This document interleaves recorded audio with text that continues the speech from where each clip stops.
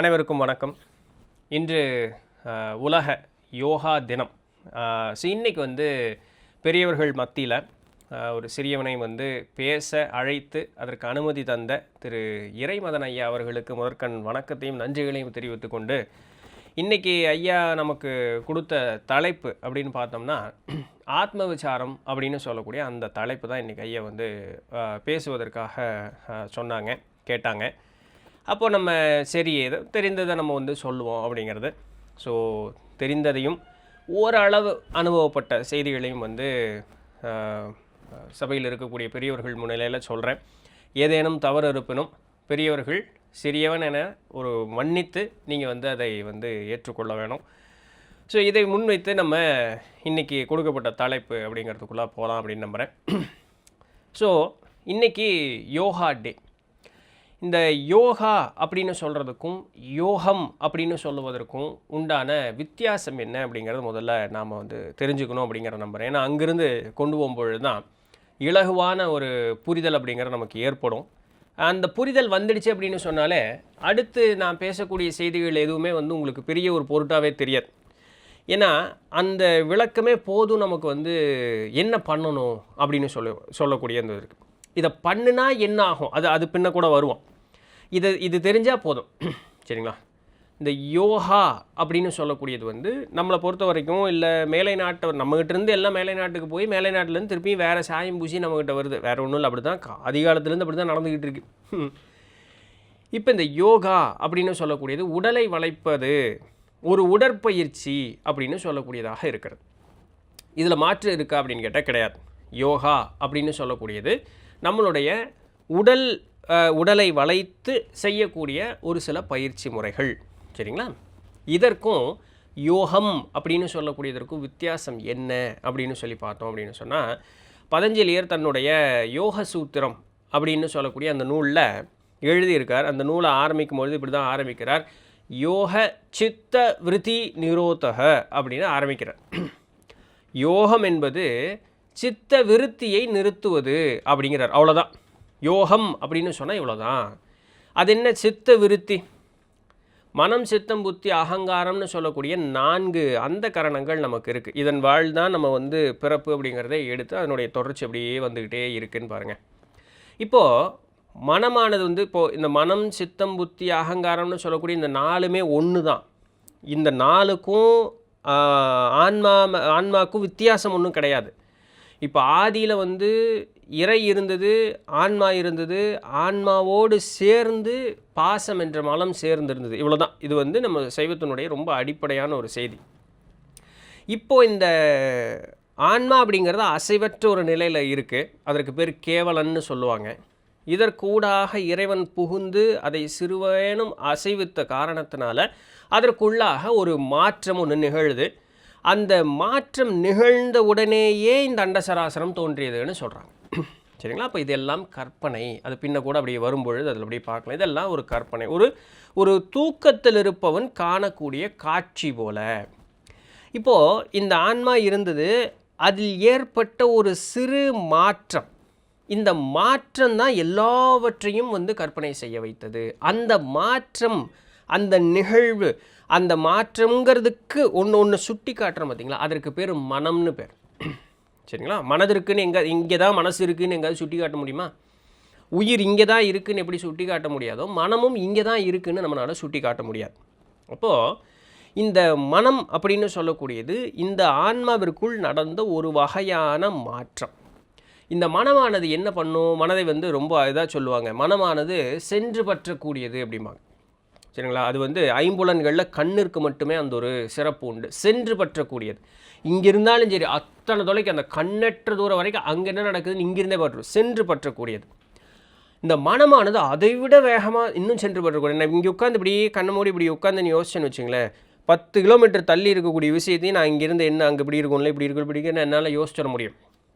ஏதாவது ஒரு சில சித்துக்கள் வாய்க்கப்பட்டிருந்தது அப்படின்னு சொன்னால் ஞான பார்வையின் மூலமாக அங்கே என்ன நடக்குதுன்னு முதற்கொண்டு பார்த்துடலாம், சரிங்களா? அப்போ மனமானதற்கு அந்த அளவுக்கு அதனுடைய வலிமையும் வேகம் அப்படின்னு சொல்லக்கூடியது ரொம்ப அதிகம். அப்போ முதல் அந்த அசைவு, இந்த மனம் அப்படின்னு சொல்லக்கூடியதுனால தான் இந்த தோற்றங்கள் எல்லாமே உண்டாவதுக்கு ஒரு காரணம். நேற்று வந்து இந்த இன்ஸ்டாகிராம் தளத்தில் வந்து ஒரு காணொளி ஒன்று பார்த்தேன்.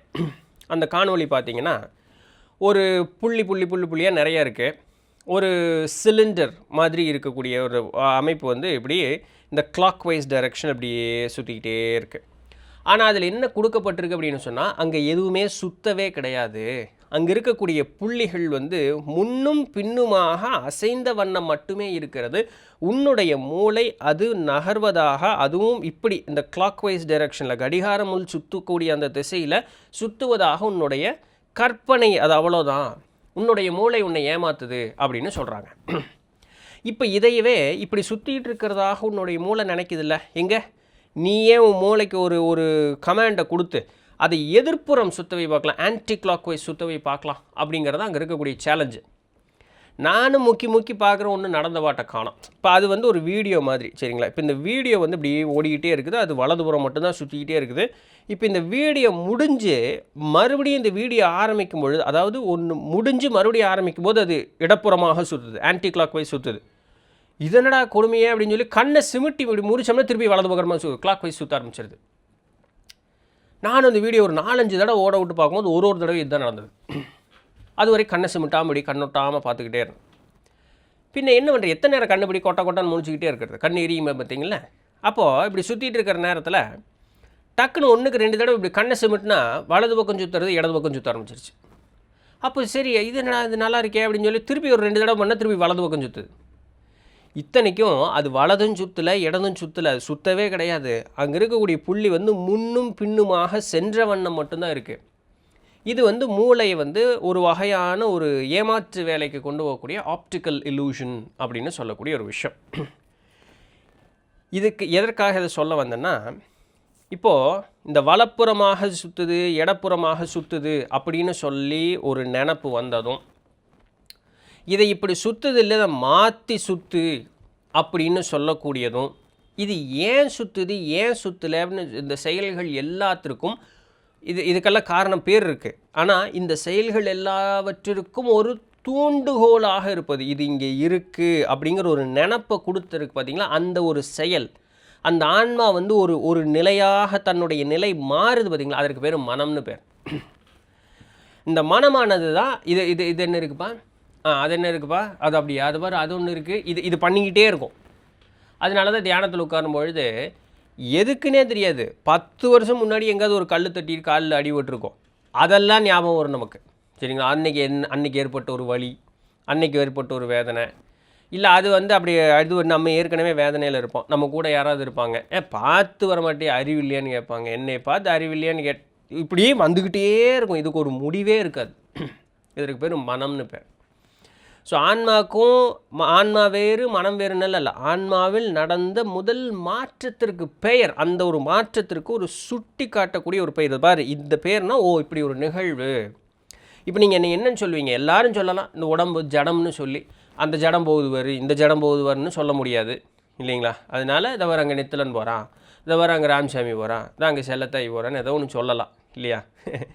ஸோ அதனால் எல்லாம் ஜடம்தான். ஆனால் அந்த ஜடத்தை சுட்டி காட்டுவதற்கு உண்டான ஒரு இடுபெயர், சரிங்களா, ஒரு பெயராக வைத்திருக்கு. அதுபோல் இங்கே ஆன்மா மட்டும்தான் இருக்குது, அதில் ஏற்பட்ட மாற்றத்திற்கு பெயர், அந்த முதல் மாற்றத்திற்கு பெயர் மனம். இந்த மனமானது உண்டாயிடுச்சு, எல்லாமே இப்படி தோன்றுது, இப்படியே சும்மா ஒரு கற்பனை தட்டி பாருங்கள், ஆதியில் இன்னும் தோற்றம் இல்லை, வெறும் ஆன்ம ரூபத்தில் இருக்கும், இப்படியே ஒரு கற்பனை காட்சி வருது. இந்த கற்பனை காட்சிகளில் அண்ட சராசரம் முழுக்க அப்படி பறந்து விரிந்த மேனிக்கு இருக்குது, ஒரே நட்சத்திர கூட்டங்களாக இருக்குது, இந்த மாதிரி நிறைய அப்படியே இருக்குது, என்னென்னமோ இருக்குது அண்டத்தில், சரிங்களா? அப்படியே சுற்றிகிட்டே வரும்பொழுது பார்க்கும்பொழுது நம்ம நேரம் பூமி கண்ணுக்கு ஒன்று தெரியும், அடடா இது நல்லா இருக்கே அப்படின்னு சொல்லி ஒரு நினப்பு, இங்கே போவோமா, இங்கே போய் முதல் பிறப்பு எடுப்போமா, பிறப்பு எடுக்கணும் அப்படிங்கிற ஒரு எண்ணம், இது எல்லாமே வெறும் கற்பனைகளில் தோன்றிக்கிட்டே இருக்குது.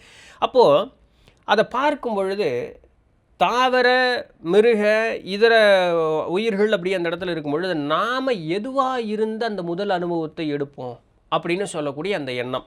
ஓஹோ சரி, அப்படி சும்மா பார்ப்பேன், ஒரு பேச்சினுடைய ஒரு எளிமைக்காக வச்சுக்குவோம், முதல் பிறப்பை மனிதனாக பிறப்போன்றதுன்னு வச்சுக்கோ, இப்படி மனிதனாக பிறக்கணும் அப்படின்னு ஒரு முடிவு. இது வரைக்கும் மனதனுடைய தான், அது நல்லா இருக்குல்ல, அது நல்லா இருக்குல்ல, இது நல்லா இருக்குல்லன்னு இப்படி பற்று அந்த மனிதன் அப்படின்ட்டு. இந்த மனிதனாக அப்படின்னு சொன்னோன்னே மனமானது மனிதன் அப்படின்றச்சு. இப்போ இதை சித்தப்படுத்தணும். இந்த இந்த இந்த வார்த்தைக்கு தான் நான் உங்களுக்கு இவ்வளோத்தையும் சொல்லிகிட்டு இருக்கேன். இது சித்தப்படுத்தணும். இந்த சித்தப்படுத்துதல் அப்படின்னு சொன்னால் என்னென்னா, அதில் ஊன்று இருந்து மனிதன் அப்படின்னு சொன்னால் மனிதன்லேயும் ஆண் பெண் அலின்னு சொல்லக்கூடிய 3 பிரிவுகள் இருக்குது. இப்போ இதில் எதா பிறக்கணும்னு இருக்குது. ஏன்னா ஒன்றுக்கும் ஒரு அனுபவம். ஆண் உடல் தாங்கி இருந்தோம், ஆன்மா ஒன்று தான். ஆனால் ஆண் உடல் அப்படிங்கிறதுக்கு ஒரு தன்மை உண்டு, பெண் உடல் அப்படிங்கிறதுக்கு ஒரு தன்மை உண்டு, அலி உடல் அப்படிங்கிறதுக்கு ஒரு தன்மை உண்டு. சரிங்களா? அப்போ இந்த உடல் தாங்கி நிற்கும் பொழுது அதற்குன்னு உண்டான தன்மைகள் உண்டு. அப்போ எனக்கு எது வேணும், இதுதான் சித்தப்படுத்துவது. எனக்கு இது வேணும், 10,000 ரூபா சம்பளத்துக்கு நான் வேலைக்கு போகணும், 10 லட்சம் ரூபா சம்பளத்துக்கு நான் வேலைக்கு போகணும். வேலைக்கு போகணுங்கிறது மட்டும்தான் மனதனுடைய வேலை. எப்படிப்பட்ட வேலைக்கு போகணும், எதனால் போகணும், இப்போ எதனாலங்கிறது பின்னாடி வரும். இந்த மாதிரி வேலைக்கு போகணும், அது சித்தப்படுத்துது. வேலைக்கு போகணும், 10 லட்சம் ரூபா சம்பளத்தினுடைய வேலைக்கு போகணும், இது சித்தப்படுத்தணும். முதல்ல என்னுடைய அந்த அந்த முழு எண்ணமும் ஒருநிலைப்படுது, இதுதான் சித்தப்படுத்துது. தியானம் பண்ணணும். ஏன் தியானம் பண்ணுற? இறை உணர்வதற்கு. அதுதான் சித்தப்படுத்துறது, சித்தம். சரிங்களா? அப்போது ஒரு முடிவு வந்துக்கிட்டே இருக்குது. மனமோ நிற்காமல் ஓடிக்கிட்டே இருக்குது எல்லாத்து மேலேயும், இல்லைங்களா? ஒன்றும் பிடிச்சிருக்கு இல்லை பிடிக்கல, ஏதோ இது 2 தான், இதை தவிர வேறு ஒன்றும் கிடையாது. இதை பொறுத்து நிறைய இப்படி விரிவடைஞ்சுக்கிண்டு இப்போ ஏதாவது ஒரு பொருள் மேலேயும் நம்ம சித்தப்படுத்த போகிறோம், இப்படி ஒன்று மேலேயும் சித்தப்படுத்திக்கிட்டே இருப்போம், இல்லைங்களா? இது முதல்ல இந்த அடுத்த 2 தான் இருக்குது, அதனே முடிச்சுட்டு நான் அப்புறம் பின்ன அங்கே வர்றேன். இதுதான் சித்தப்படுத்துவது. இந்த சித்தம் ஆயிடுச்சு, மனம் சித்தம். அடுத்தது புத்தி. புத்தி என்ன பண்ணும்? சித்தப்படுத்திட்டியா? ஆண் உடலா? ஆண் உடலில் இத்தனை பிரச்சனை இருக்கும் போல இருக்கே, அப்படியா அப்படின்னு அந்த ஒரு புத்தி என்ன ஒன்று டெக்னிக்கலாக கால்குலேட் பண்ணும் புத்தி. அப்படியா, ஆண் உடல் எடுத்து இத்தனை பிரச்சனை இருக்கும் போல இருக்கே, பெண்ணுடல் பாரு அப்படின்னா, பெண்ணுடலா? பெண்ணுடல் எடுத்தாலும் அதெல்லாம் நல்லா இருக்கு, அப்படி இதுலேயும் இத்தனை பிரச்சனை இருக்கே, அப்படியா? அலி உடல் பாரு, அதையும் பார்த்தா இத்தனை கொஞ்சம் கூட பிரச்சனை இருக்கும் போல், இன்னையா எல்லாத்துலேயும் பிரச்சனை இருக்குது. இப்போ இதில் எது நன்மை தீமை பகிர்த்து பார்த்து தன்னுடைய அனுபவத்துக்கு எது வேணும்னு பார்த்து எது ஹையஸ்ட் ப்ரையாரிட்டி கொடுக்குதோ அதுதான் நம்ம தேர்ந்தெடுப்போம். இதை புத்தியினுடைய வேலை. புத்தி என்ன பண்ணுது? புத்தி இல்லை உனக்கு அப்படின்னு கேட்குறோம். ஏன் உன்னை அலசி ஆராய்ஞ்சு பார்த்து உனக்கு புத்திசாலித்தனமாக நடந்துக்க முடியாதா? இந்த வார்த்தைகள் எல்லாம் நம்ம சராசரியாக பயன்படுத்துகிறதுனால இதனுடைய ஆழமும் அழுத்தமும் நமக்கு தெரியறதில்ல. அப்போது இந்த புத்தி எதையாக இருந்தாலும் நம்ம அலசி ஆராய்ந்து பார்த்து இது நமக்கு தகுமா தகாதா, இதை எதை தள்ள வேண்டும், எதை சேர்க்க வேண்டும், இது எல்லா வேலையும் புத்தி பண்ணும். ஓகேப்பா, ஃபைனல்ஸ் பண்ணிட்டேன்ப்பா, ஒரு ஆணோ பெண்ணோ அலியோ இதில் ஏதோ ஒன்று முடிவு பண்ணிட்டேன்ப்பா, இப்போ நான் என்னுடைய அகங்காரம் வேலை செய்யும். ஏன்? அந்த நான் என்ற தன்மை உண்மைதான். நான் ஆண், நான் பெண், நான் அலி, இந்த இது கூடுனா மட்டும்தான் அந்த ஒரு தன்மை அப்படிங்கிறது அந்த இடத்துல நடக்கும். இந்த நாளும் சேர்ந்து தான் இது கூட நம்மளுடைய ஆணவம் கண்மம் மாயின்னு சொல்லக்கூடிய மும்மலங்கள் சேரும். பின் அப்படி 96 தத்துவங்கள் அப்படி விரிவடைன்னு பாருங்களேன். பட் பேசிக் இந்த 4 தான். இந்த 4 சேர்ந்ததுக்கு பிறகு தான் நம்மளுடைய வாழ்க்கையில் எல்லா வகையான மாற்றங்களும் ஏற்படும். பிறப்பிற்கே ஆதி இந்த 4, பிறந்த பிறகு இந்த பிறப்பை நிற்காமல் தொடர்ந்து நடந்து கொண்டே இருப்பதற்குண்டான ஏதுவான காரியத்தையும் செய்வதும் இந்த 4 தான். சரிங்களா? அப்போது இது 4ம் வெவ்வேறு கிடையாது. அந்த ஆன்மாவிலேயே நடக்கக்கூடிய மாற்றங்களுக்கு ஒவ்வொரு பெயர். இப்போ அந்த விளக்கத்திலேருந்து நீங்கள் புரிஞ்சிங்கன்னா இது வேறு அது வேறு அது வேறு, இது மேல் பார்ட்டில் இருக்குது இது கீழ் பார்ட்டில் இருக்குதுன்னு சொல்ல முடியாது. இது அந்த ஆன்மாவிற்குள் ஏற்படக்கூடிய மாற்றங்கள், அவ்வளோதான். சரிங்களா? இப்போ வரைக்கும் ஆன்மா மட்டும்தான் இருக்குது, மற்றபடி வேறு ஒன்றும் இல்லை. அதற்குள்ளாக ஏற்படக்கூடிய மாற்றங்கள். இதை என்ன சொல்கிறார் பதஞ்சலியர்? இவர் மனமானது உண்டானதுனால தான் நீங்கிறவன் இங்கே இருக்கேங்கிறதே நீ நினச்சிக்கிட்டு இருக்க. சரியா? மனங்கிற அந்த ஒரு பாம்பினுடைய விஷத்தினால தான் பிறப்புங்கிற ஒரு துன்பம் ஏற்பட்டது. இப்போ அதே பாம்பினுடைய விஷத்தை மருந்தாக மாற்றி நாம் முக்தி பேருங்கிறதே அடையணும். பாம்பும் இருக்குது, விஷமும் இருக்குது.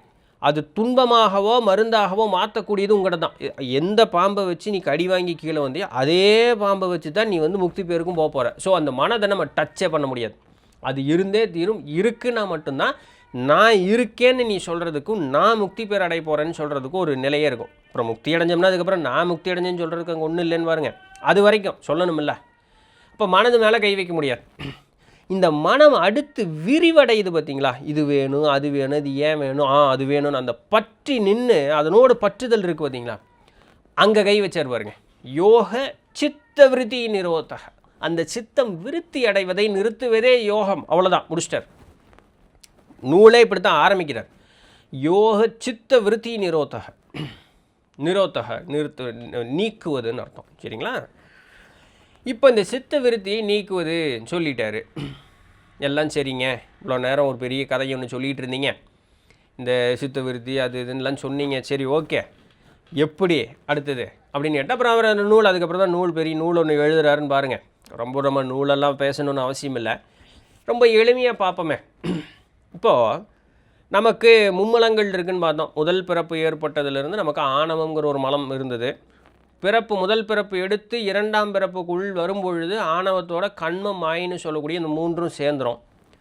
இந்த ஆணவங்கிறது நான் என்ற தன்மை, நான், எனக்கு வேணும், என்னுடையது, நான் தான் செஞ்சேன், இந்த எதாக இருந்தாலும் தன்னை ஒரு தனிப்பொருளாக கருதி இறைவன் வேறு நான் வேறு என்று சொல்லக்கூடிய அந்த ஒரு தன்மை, அது பார்த்திங்களா, இறைவன் வேறு நான் வேறுன்னு சொல்லக்கூடிய அந்த ஒரு தன்மை, அதுதான் ஆணவங்கிறது. அது நம்ம கூடவே இருக்கக்கூடியது.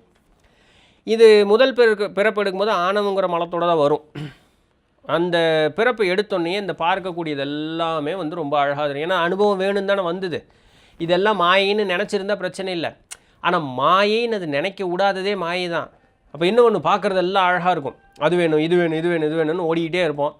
எல்லாம் ஓடி ஓடி ஓடி ஓடி கடைசியில் எல்லாத்தையும் அனுபவிச்சிட முடியுமா? இந்த உலகம் பெருசு, உலகத்தை தாண்டி மேலே பார்த்தா அது என்னப்பா அது மினுக்குன்னு இருக்குது, ஓ நட்சத்திரமா, இது எங்கே நல்லா இருக்குது, எதை போய் எப்போ பிடிக்கிறது, அப்புறம் இது என்ன நிலாவா, இது என்ன சூரியனா, அப்புறம் என்னமோ வானத்தில் அப்பப்போ ஏதோ வந்து போகுது, இதெல்லாம் நல்லா இருக்கே, இப்போ ரசிக்கிறான். தண்ணி குடிக்கிறேன் நல்லா இருக்குது, பழங்கள் ஒன்றான் நல்லா இருக்குது, இல்லைங்களா?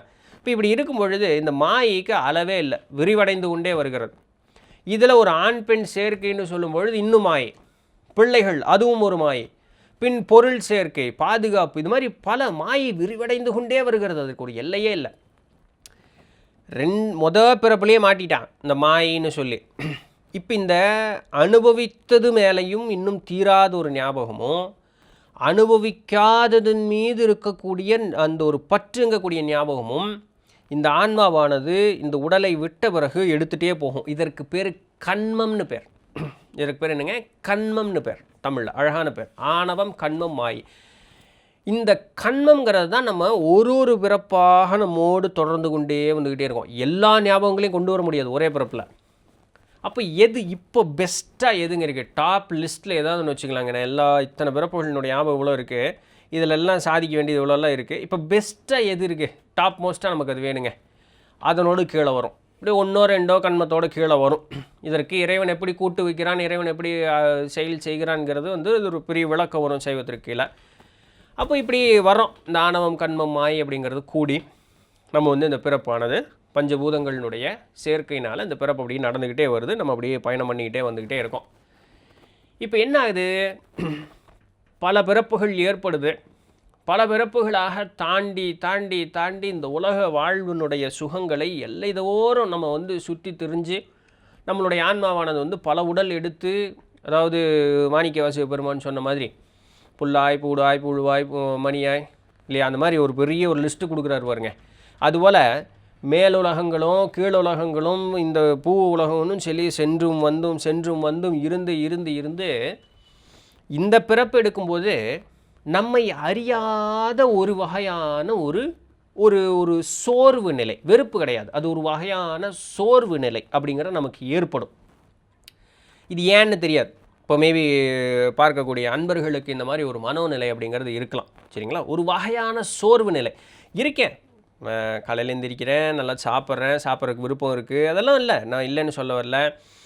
கணவரையோ மனைவியோ வாழ்க்கை துணை பார்ப்பதற்கு அழகாக இருக்காங்க, அவர்களுடைய கூடி இன்பம் தூக்கும்போது நல்லா இருக்குது, பிள்ளை செல்வங்களை பார்க்கும்போது நல்லா இருக்குது, அவர்களுக்கு பொருள் சேர்த்து வைக்கணும், வேலைக்கு போகணும், சம்பாதிக்கணும், பேர் புகழ் அந்தஸ்து கௌரவம், எவ்ரிதிங் இஸ் ஓகே. இல்லை, நானும் என் வாழ்க்கையை சராசரியாக தான் வாழ்ந்துக்கிட்டு இருக்கேன். இருந்தாலுங்க ஒரு வகையான சோர்வுங்க மனசில்.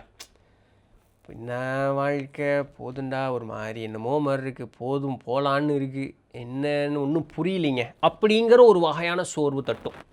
விடையே தெரியாது. ஏன் நான் சோர்வாக இருக்கேன்? உடல் வலு இருக்குது, மன வலு இருக்குது, உற்றார் சுற்றங்கள் எல்லாமே நல்லா இருக்குது, நல்லா இருக்கோ இல்லையோ, ஆனால் எல்லாம் இருக்காங்க. இருந்தாலும் மனதில் ஒரு வகையான ஒரு ஏக்கம், ஒரு வகையான ஒரு சோர்வு நம்ம மனதில் ஏற்படும். இதற்கு காரணம் என்ன அப்படின்னு கேட்பதற்கு முற்படும் பொழுது பெரியவர்கள் என்ன சொல்கிறாங்க? யோக வாசிஷ்டத்தில் இதே கேள்வி வந்து ராமர் வந்து வசிஷ்டர் கேட்குமாறு வசிஷ்டர் சொல்லக்கூடிய வார்த்தை தான் இது. என்ன சொல்கிறார்? இது பல பிறப்புகளாக தாண்டி அந்த ஆன்மா அனுபவங்களை பெற்று திளைத்த போதிலும் இந்த இந்த அனுபவங்களுக்கு குறைவில்லை, இது இப்படியே போய்கிட்டு இருப்பதில் பயனும் இல்லைன்னு அந்த ஆன்மாவுடைய ஞாபகத்தில் இருக்கும். அந்த ஆன்மா சோர்வுற்று இருக்கும். போதும், எத்தனை தடவை வர்றது, அந்த ஆன்மா சோர்வுற்று இருக்கும். இந்த நிலை தான் கரெக்டான நிலை, ப்ராப்பரான நிலை. எதற்கு? ஆன்ம முன்னேற்றத்திற்கு உண்டான ப்ராப்பரான ஒரு நிலை. சரி, சோர்வுற்றாச்சு. உலகம் வந்து இப்படியே இந்த வாழ்வின் மீது ஒரு வகையான சலுப்பு தட்டிக்கிட்டே வந்துக்கிட்டே இருக்குது. எதெல்லாம் நம்ம வந்து இப்பிறப்பிலேயே பற்று என்று பார்த்து எதன் மீதெல்லாம் ஆசை வைத்தோமோ, எதை எப்படியெல்லாம் அனுபவிக்க வேண்டும் என்று ஒரு வகையான ஒரு எண்ணத்தை கூட்டி நிறுத்தினோமோ, அந்த எண்ணங்கள் எல்லாம் அப்படியே நம்ம விட்டு படிப்படியாக அப்படியே நீங்கிய வண்ணமே இருக்குது. ஒரு நேரம் அப்படியே உட்கார்ந்து சிந்திச்சு பார்க்குறோம், என்ன எப்படி இருந்தோம், நம்ம இந்த மாதிரிலாம் பண்ணணும், அப்படி பண்ணணும் இப்படி பண்ணணும்னு பார்த்தோம், இன்றைக்கி ஒன்றும் தோணலையே. அப்போது இந்த மனோநிலை ஒரு வகையான ஏதாவது ஒரு இடத்துல டச் ஆகிருக்கும். சரிங்களா? யாரோ ஒரு ஞானியர் பேசுகிறத கேட்டிருப்போம், ஒரு நூல் படித்திருப்போம், ஒரு திருக்கோவிலுக்கு சென்றிருப்போம், ஏதாவது ஒரு தீபத்தை பார்க்கும் பொழுது டக்குன்னு ஒரு ஸ்பார்க் அடிக்கும், ஒரு ஓவியத்தை பார்ப்போம், இல்லை வந்து ஏதாவது ஒரு கற்சிற்பத்தை பார்ப்போம். சும்மா இப்படி உட்காந்துட்டு இருக்கும்பொழுது ஒரு மரத்திலிருந்து ஒரு இலை அப்படியே விழுகும், அப்படியே பார்த்துக்கிட்டே வருவோம். டக்குன்னு ஒரு மாதிரி தன்னை மறந்து ஒரு நிலைக்கு போயிடுவாங்க. இல்லை தடார்னு ஒரு சத்தம் கேட்கும், டக்குன்னு இப்படி பார்த்துட்டு இப்படி கோபமே வராது அந்த நேரத்தில், அவ்வளோனா அதுக்கு முன்னாடி வரைக்கும் தான் இருப்போம். டக்குன்னு இப்படி பார்த்தோன்னே அப்போ என்னமோ ஒரு மாற்றம் யாருக்கு எப்படி வேணாலும் நிகழலாம். ஒரு சிலர் வந்து பெரிய விபத்து மாதிரி இருக்கக்கூடிய ஆபத்தான சூழல்களுக்கெல்லாம் சென்று வந்து பிறகு இல்லை உடல் நலத்தினுடைய தாக்கத்திலிருந்து அதனுடைய துன்பப்பட்ட நிலையிலிருந்து மீண்டு வந்ததுக்கப்புறம் அவர்கள்ட்ட ஒரு வகையான ஒரு மாற்றம் அப்படிங்கிறது ஒன்று ஏற்படும். இப்போ ரீசெண்டாக நிறைய ஒரு சிலது நியர் டெத் எக்ஸ்பீரியன்ஸ் அப்படின்னு சொல்லுவாங்க, NDE அப்படின்னு சொல்லுவாங்க. இறப்பினுடைய விளிம்பை பார்த்து வந்தேன்னா நம்ம டைலாக் பேசுகிறாங்களா, அதுதான் அது. சரிங்களா? வேறு ஒன்றும் இல்லை. அப்போது இதெல்லாம் வந்து என்னென்னா அந்த ஆன்மாவினுடைய அந்த ஏக்கத்தை தூண்டுவிக்கக்கூடியதாக மாறிடும். ஆனால் என்ன பண்ணுறதுன்னு தெரியாது, என்ன பண்ணுனா தப்பிக்கிறது அப்படிங்கிற நமக்கு தெரியாது, என்னன்னே புரியல. ஏதாவது ஒன்று தெரிஞ்சால் நான் கற்பனை பண்ணலாம், எதையாவது ஒன்று தெரிஞ்சால் நான் விடை காணலாம், என்னன்னே தெரியாதுன்னு என்ன பண்ணுறது அப்படிங்கிற ஒரு குழப்பத்தில் வந்து நம்ம நிற்போம். அதுதான் இயற்கை, அப்படி தான் நிகழும். சரிங்களா? இப்படி நிகழும் பொழுது இதற்கு காரணம் இதுதானப்பா, உன்னுடைய ஆன்மா வந்து ஒரு பக்குவம் அடையக்கூடிய அந்த நிலையில் இருக்குது. அந்த பக்குவத்தை நோக்கி தான் வீடான இறைவனிடம் சென்று சேருவதற்குண்டான அந்த ஒரு எண்ணத்தை கூட்டி வைத்த ஒரு காரணத்தினால, நீ பற்று வைத்ததெல்லாம் மாயை, இது நிலையில்லாததுங்கிற சொல்லக்கூடிய அந்த எண்ணம் தூண்டிய ஒரு காரணத்தினால இவனுடைய இந்த நிலை மாற்றம் அப்படிங்கிறது இருக்குது. அப்படியா? சரி, என்ன சாமி பண்ணுறது இதுக்கு அப்படின்னு நம்ம கேட்கறதுக்கு முற்படுறோன்னு வச்சுக்கோமே. அந்த இடத்தில் வரக்கூடியது தான் இந்த ஆத்ம விசாரணை அப்படின்னு சொல்லக்கூடிய அந்த ஒரு விஷயம். ஆத்ம விசாரணை, செல்ஃப் என்கொயரி, சத் விசாரம். அதுக்கப்புறம் வேதாத்ரி மகரிஷிகளே வந்து சொன்ன அந்த பேரை வந்து டக்குன்னு மறந்துட்டேன். ஐயா மதன் ஐயா கூட அந்த பாட்காஸ்ட்டில் இருக்கும் பொழுது சொன்னார், அகத்தாய்வு. கரெக்ட், அகத்தாய்வு. ஸோ இந்த மாதிரி எல்லா பெயர்கள் ஒரு வண்ணமாக இருந்தாலும் பொருள் ஒன்று தான். என்ன? உள் சென்று பார். சரிங்களா? உனக்குள்ளே போய் பாரு. என்னத்தை இங்கே போய் பார்க்குறது? உள்ளே இங்கே இருதயம் இருக்குது, இங்கே விழா எலும்பு இருக்குது, இதை ஏங்க உள்ளே போய் பார்க்குறது? ஸ்கேன் பண்ணால் தெரிஞ்சிட போகுது இல்லையா? என்னத்தை போய் உள்ளே போய் பார்க்குறதுன்னு கேட்கறதுக்கு போட்டோம். அது இல்லை, உள்ளே போய் பாருங்கிறதுக்கு உண்டான பொருள் இல்லையா? பெரியவங்களுக்கு தெரிஞ்சிருக்கு, நான் விளையாட்டுக்காக சொன்னேன். அப்போ உள் கடந்து செல், கடவுள் இல்லைங்களா? உள் கடை. என்னத்தை இங்கே போய் கடந்து பார்க்குற? அப்போ நீ யாருன்னு முதல்ல யோசி. அப்படி நான் யோசிச்சேன்னா என்ன கிடைக்கும்? என்ன யோசிக்கணும்?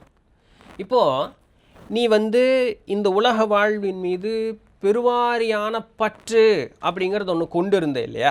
இத்தனை காலம் வந்து உன்னுடைய காலமானது அப்படி கழிந்த வண்ணமே இருக்குது.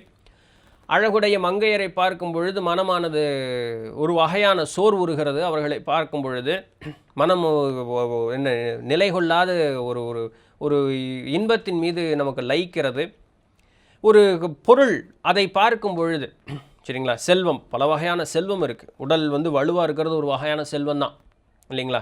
நல்ல வாழ்க்கை துணையான அமைவது ஒரு செல்வம் தான். பிள்ளை செல்வங்கிறது ஒரு செல்வம் தான்.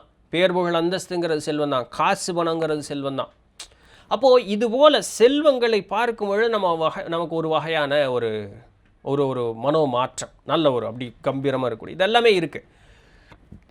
இத்தனை காலம் இப்படி இருந்தது, இன்னைக்கு இல்லாமல் போச்சு, அதன் மீது ஒரு அப்படியே விலகி நிற்கக்கூடிய ஒரு மனோநிலை வருதுன்னு சொல்கிறீங்க. ஏன்? இது யார் இந்த மாற்றத்தை ஏற்படுத்தியது? இந்த மாற்றத்தை யார் ஏற்படுத்தியது அப்படின்னு ஒரு கேள்வியை கேளு அப்படின்னு சொல்கிறாங்க. சரிங்களா? சரி, இல்லைங்க, நீங்கள் சொல்கிற மாதிரி எனக்கு இந்த மாதிரி சோர்வெல்லாம் ஏற்படலையே, அப்போ நான் இன்னும் இதுக்கு தகுதி உடையவன் இல்லையா, இப்போ என்னால் அதை பண்ண முடியாதா, இந்த மாதிரி கேள்வியெல்லாம் கேட்க முடியாதா அப்படின்னு நீங்கள் கேட்டிங்கன்னா அப்படியெல்லாம் கிடையாது. இந்த கேள்வியை எல்லாருமே கேட்கணும்னு சொல்கிறாங்க. நான் முதல்ல சொன்ன படிநிலை இயற்கையாகவே அந்த ஒரு நிலை வாய்க்க பெற்றவர்களுக்கு. ஆனால் அந்த நிலை இப்போ எனக்கு வாய்க்கலைனாலும் இப்போ ஏற்படுத்திக்க முடியாது, தாராளமாக முடியும். அவர்களுக்கும் அதே அஜெண்டா ஒன்று தான். சரிங்களா? யார் முயன்று அதற்கு உண்டான பயிற்சி செய்கிறார்களோ அவர்களுக்கு விடை அப்படிங்கிறது கிடைக்கும். என்ன பண்ண போகிறோம்? எல்லாத்து மேலேயும் ஆசை வைக்கிறோம். கிடைச்சா நல்லா இருக்குது, கிடைக்கலன்னா வருத்தமாக இருக்குது, கிடைச்சிருச்சு அப்படின்னு சொன்னால் இழந்துருவோமோன்னு பயம். அதனால் அதை நோக்கி பாதுகாப்பிற்காக ஓட வேண்டியதாக இருக்குது. எது இன்பம்னு சொல்கிறோமோ, கிடைத்தால் இன்பம்னு சொல்கிறோமோ, கிடைச்சதுக்கப்புறமும் துன்பமாகவே இருக்கே, இன்பமாக கிடைக்க மாட்டேங்குது. ஏன்? தொலைஞ்சு போயிருமோ, காணாமல் போயிருமோ, இல்லாமல் போயிருமோன்னு ஒரு வகையான பயம். இல்லை இருந்ததை இழந்துட்டோம் அப்படின்னு சொன்னால் இழந்துட்டமேன்னு ஒரு வகையான வருத்தம். இழந்தது மீண்டும் எப்படி பெறுவோம்னு ஒரு வகையான ஒரு வருத்தம். பெறுவது எப்பொழுதுன்னு ஒரு வகையான வருத்தம். பெற்ற பிறகு நிலைக்குமான்னு ஒரு வகையான வருத்தம். ஆக மொத்தம் நான் ஆசைன்னு ஒன்று படுறேன்னா அது இந்த இரண்டு நிலைகளுக்குள்ளே தான் இருக்கும். இன்பம் துன்பம்னு இந்த இன்பமாக இருப்பது போல தெரியற ஒரு காட்சி ரூபம் தானே தவிர உண்மையில் அதை ஆழ்ந்து பார்த்தேன்னா அது இன்பம் இல்லை, அதுவும் துன்பமே. அப்போ இங்கே நான் ஆசைப்படுறது எல்லாமே எனக்கு துன்பத்தை விளைவிக்கக்கூடியது. இந்த துன்பம் எதனால் ஏற்படக்கூடியது? இருந்து மாறி மறையக்கூடிய தன்மையானது அப்படின்னு சொல்லக்கூடியதுனால. இது என்ன பொருளுக்கு மட்டும்தானா? நாம் இல்லையா? நாம் சின்ன வயசில் இருந்தோம், ஊட்டமாக ஆடி போடி ஒரு ஜோக் ஒன்று பார்த்த மாதிரி தான். ஒரு 5 வயசில் 10வது மாடியிலேருந்து கீழே குதிச்சதுக்கப்புறமும் எனக்கு ஒன்றுமே ஆகலை அப்படின்னு சொல்லி அந்த ஒரு சின்ன பையன் இப்படி எந்திரிச்சு நின்னானாமா. 30 வயசில் லேசாக இந்த மேசை மேலே இப்படி லேசாக இப்படி தட்டணுன்னா போய் ஆஸ்பத்திரியில் படுத்துக்கிட்டு இருக்கானாமா. ஸோ ஒரு விளையாட்டு போல் சொன்ன ஒரு செய்தி. இப்போ என்ன மாற்றம்? உடலில் மாற்றம், மனதில் மாற்றம், உணர்வுகளில் மாற்றம். இப்போ நான் சொல்லக்கூடியது நான் நித்திலந்தான் அப்படின்னு சொன்னால் 10 வயசுலேயும் அதே நித்திலந்தான், இன்றைக்கி 36 வயசுலேயே அதே நித்திலந்தான். ஆனால் இந்த நித்திலன்கிற பேர் மட்டும்தான் அப்படியே இருக்குது. உருவம் மாறிடுச்சு, உணர்வு மாறிடுச்சு, இல்லைங்களா? ஸோ இந்த மாதிரி பல வகையான மாற்றம், ஆரோக்கியத்தில் மாற்றம் ஏற்பட்டுருச்சு. இந்த உலகத்தை காணக்கூடிய அந்த ஒரு காட்சி ரூபங்கள் மாறி போச்சு. அப்போது தொடர்ந்து மாற்றத்திற்கு உட்பட்டுக்கிட்டே இருக்கக்கூடியது இயற்கை. மாற்றங்களே மாறாத ஒரு உண்மை, இல்லைங்களா? அதுபோல் இந்த மாற்றத்திற்குள் உட்பட்டு இருக்கக்கூடியது மேலே நான் பற்று வைக்கிறேன் அப்படின்னு சொன்னால் இந்த பற்று அப்படின்னு சொல்லக்கூடியது நமக்கு துன்பத்தை மட்டுமே விளைவிக்கக்கூடியது. சரி, இப்போ நான் என்ன பண்ணணும்? பற்று வைக்காத, அவ்வளோதான், வேற என்ன? பற்று வைக்காத. ஏன் சாமி பற்றே இல்லைன்னு சொன்னால் அப்புறம் என்ன வாழ்க்கை? அதைத்தான் நானும் சொல்கிறேன். வாழ்க்கைங்கிறதே ஒன்றும் இல்லை. ஏன்னா பற்று அது வேணும் இது வேணும் இது வேணும்னு சுற்றிக்கிட்டே இருக்கேன். நல்ல ஒரு குடும்பம் வேணும், குழந்தை குட்டி வேணும், காசு பணம் வேணும், பேர் புகழ் அந்தஸ்து வேணும். அவன் ஏதாவது நம்மளை சொல்லிடக்கூடாது, அவமானம் அப்படின்னு சொல்லக்கூடிய ஒரு எண்ணம் இருக்குது. அதுக்காக தற்காப்பு உணர்வுகள் அப்படிங்கிறது நிறைய வேணும். ஆபத்து வந்ததுன்னா அதை என்னை தற்காத்து கொள்ளுறதுக்கு ஒரு நிலை வேணும். இது எல்லாமே அது உண்மை, அது வேணும்னு நம்மளுடைய எண்ணம், இந்த மனமானது அங்கே பற்றி அதற்கு ஒரு சித்தத்தை கொடுத்து அதற்கு ஒரு புத்தியும் அகங்காரத்தையும் கொடுத்து கொண்டே இருக்கக்கூடிய நாள் வரைக்கும் தான் அது உண்மை. ஒரு பெரிய பணக்காரர் இருக்கான்னு வச்சுக்கோங்க, சரிங்களா? நான் ஒரு நிஜ வாழ்வில் நடந்த ஒரு எடுத்துக்காட்டே சொல்கிறேன். யார் என்னன்னு சொல்லி சுட்டி காட்ட முடியாது, நிகழ்வை மட்டும் சொல்கிறேன், சரிங்களா? நான் சொல்லக்கூடிய ஒரு நிகழ்வுகள் ஒரு ஏறத்தாழ ஒரு 45 வருடங்களுக்கு முன்னதாக, 40-45 வருஷத்துக்கு முன்னதாக இல்லை ஒரு 50 வருஷத்துக்கு முன்னதாகன்னே சரிங்களா, நம்மளுடைய அப்பாக்கள் சின்ன வயசாக இருக்கக்கூடிய ஒரு காலம்னு வச்சுக்கோங்க. 50-55 வருஷம் முன்னாடி நிஜத்தில் நடந்த ஒரு நிகழ்வு, சொன்னவர் சொல்ல நான் கேட்ட ஒரு செய்தின்னு வச்சுக்குவோம். அப்போது என்ன இதுன்னா, ஒரு பெரிய பணக்காரங்க சரிங்களா, ஒரு பெரிய பணக்காரங்க. அவங்க வந்து இந்த இது வியாபாரம், ஒரு உணவு வியாபாரம் பண்ணிக்கிட்டு இருக்காங்க. இந்த அரிசி சரிங்களா, அதெல்லாம் அப்படி கீழே இந்த மூட்டைகளில் எடுக்கும் பொழுது கீழே சிந்தும் பாருங்க. அது சிந்தும் பொழுது அதை வந்து அந்த சிந்தின அரிசியை கொடுங்க அப்படின்னு வந்து, இத்தனைக்கு யாரும் இல்லை, சொந்தக்காரங்களே அந்த சிந்தின அரிசியை கொடுங்க வீட்டில் ஏழ்மை அப்படின்னு கேட்கும் பொழுது, அந்த பணக்காரங்களாக இருந்தவங்க அது கூட கிடையாதுன்னு விரட்டி விட்டாங்க. நடந்திருக்கு இப்படி ஒரு நிகழ்வு சரிங்களா. இப்போ இந்த காலம் மாறுது. இந்த ஏழ்மை நிலையில் இருக்கக்கூடியவர்கள் நல்ல ஒரு உயர்ந்த ஒரு நிலைக்கு வர்றாங்க. இந்த பணக்காரர்களாக இருந்தவர்கள் வந்து காலத்தினுடைய மாற்றம் பாருங்களேன், அந்த ஒரு ஏழ்மை நிலைக்கு அவங்க வர்றாங்க. யாருக்கு வந்து கீழே சிந்தின அரிசி வந்து தரமாட்டேன் அப்படின்னு விரட்டினாங்களோ அவர்களே வந்து இந்த பணக்காரர்களாக இருந்தாங்க பாருங்க, அவர்களை நல்லபடியாக பார்த்து அவர்களுடைய பிள்ளைகளுக்கு நல்லது ஒரு நிலையை ஏற்படுத்தி கொடுத்து இவர்கள் காலஞ்செல்லக்கூடிய நாள் வரைக்கும் இருந்து பார்த்துருக்காங்க. அப்படிங்கிறது ஒரு மறுக்க முடியாத நிஜத்தில் நடந்த ஒரு நிகழ்வு. இங்கே நம்ம கோயம்புத்தூரில் நடந்தது தான் சரிங்களா. இப்படி ஒரு நடந்த ஒரு நிகழ்வு. இப்போது இந்த மாற்றங்கிறது ஒன்று ஏற்படும் பொழுது, அதாவது உயர்ந்த ஒரு நிலையில் இருந்து தாழ்ந்த நிலைக்கு வந்ததற்கும் அப்படின்னு சொல்லும் பொழுது, அந்த வந்தவர்களுடைய மனோநிலையில் ஏற்பட்ட மாற்றம், யாரை விரட்டினோமோ அவர்கள் கையாலேயே நமக்கு ஒரு நம்மை பாதுகாக்கக்கூடிய ஒரு நிலை, மனம் கோணாமல் அவன் செய்கிறான்னு பார்க்கும்பொழுது அது இன்னும் பெரிய துன்பம். நல்லா ஒரு நிலையில் இருந்தேன், அது கீழே போயிடுச்சின்னு நினைக்கிறது ஒரு வகையான துன்பம்னா, நான் யாருக்கு துன்பம் இழைத்தேனோ அவனே என்னை நல்லபடியாக பார்த்து கொள்ளுகிறான்ங்கிறது அதை விட பெரிய ஒரு துன்பம். ஒரு நொடிப்பொழுதும் கண்ணில் வரக்கூடிய கண்ணீர் ரத்தத்தில் தான் வரும், வெறும் நீராக வராது. ஆனால் அப்படி இருக்கக்கூடாது, நல்லா இருக்கணும்னு சொல்லி அவர்கள் பார்த்து கொண்டார்கள். அது ஒரு உன்னதமான ஒரு மனோநிலை.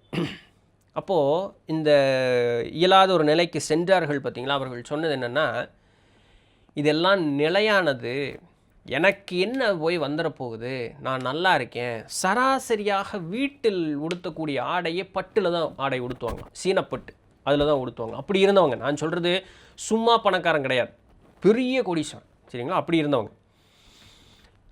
நான் இந்த மாதிரி மனோநிலை கொண்டு இருந்தேன். ஆனால் காலம் வந்து அதை தவறு, இதுவும் நிலையில்லாதது அப்படிங்கிறத நிரூபித்து காட்டிடுச்சு. என்னுடைய கண் பார்வை எதெல்லாம் வந்து உயர்வுன்னு நினச்சதோ அதெல்லாம் தாழ்ந்தது. யாரெல்லாம் உயர்வானவர்கள் அப்படின்னு நினச்சோமோ அவர்களெல்லாம் தாழ்ந்தார்கள். நான் உதவி செய்தால் பிறகு எனக்கு உதவி கிடைக்கும்னு நினைத்தேனோ அது நடக்கலை. யாரை தாழ்வென்று நினைத்தேனோ அவன் உயர்ந்தவனானவனாக இருந்தான். நான் செய்யாத ஒரு காரியத்தை, என்னுடைய மனதில் தோன்றாத ஒரு காரியத்தை, இரக்கம் அப்படிங்கிற மாதிரி, அதை எனக்கே திருப்பி கொடுத்தான். இது நடக்குங்கிறத புரிஞ்சுக்க அப்படிங்கிறது இறைவனுடைய விளையாட்டு, பெரும் விளையாட்டு. வாழ்க்கையினுடைய அந்த ஒரு பாதையை வந்து இறைவன் அவ்வளவு அழகாக அப்படியே அமைத்து கொடுத்து நமக்கு வந்து இது மாயை, இது மாயை, இது மாயைன்னு உணர்த்தி கொண்டே வந்து கொண்டே இருக்கிறான். அப்படிங்கிறத என்னுடைய வாழ்வில் பார்த்துட்டேன். நான் செய்த தவறு அனைத்திற்கும் வந்து நான் மன்னிப்பு கேட்குறேன், என்னை மன்னிச்சிரு. சாமிகிட்டையும் கேட்டாங்க, அவங்கள்ட்டையும் கேட்டாங்க, அப்படியே இது போகும். இதுதான் ஆத்ம விசாரணை, வேறு ஒன்றும் இல்லை. இந்த வாழ்க்கையினுடைய பாடத்தை புரிஞ்சுக்கிட்டோன்னே இவ்வளோ தான் ஆத்ம விசாரணை. இப்போ என்னத்தை சொல்லு, திரும்ப ஆத்ம விசாரணை ஒன்று தான் சொல்லிகிட்டே இருக்கும். அகத்தாய்வு என்ன சொல்லிட்டு, ஏன் இந்த பற்று, ஏன் கோவப்படுற? வீட்டில் வந்து நம்ம வீட்டில் அவங்க சமைக்கிறாங்க,